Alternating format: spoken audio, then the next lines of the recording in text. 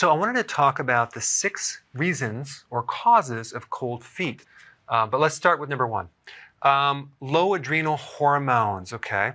There's a condition called Addison's disease where you're basically running out of adrenal hormones and you have extremely low sodium. And you have to constantly consume salt because a big part of the adrenal function is to regulate minerals, including salt. And that would be right here, number 4. You can actually have cold feet if you have low sodium, okay? And this can occur if you're on the ketogenic diet, simply because when you go keto, low carb, you lose a lot of fluid, excess fluid. And with the fluid, you lose salt and other electrolytes. Also, you're giving up a lot of junk foods, processed foods that have a lot of sodium hidden, even bread, for example.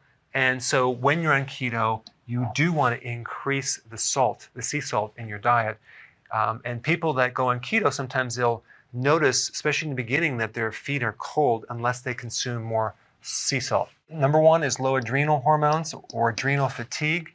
And also, this could cause low blood pressure, which could be another reason why you're cold as well. Number 2, hypothyroidism. This is the kind of the classic reason why people are cold. You need more iodine and selenium. Selenium is needed for the conversion of hormones, like the inactive to the active form of thyroid hormone. And iodine is needed just to make the thyroid hormone in the first place. So these 2 minerals are very important. And if you're deficient in these minerals, potentially you can actually develop hypothyroidism.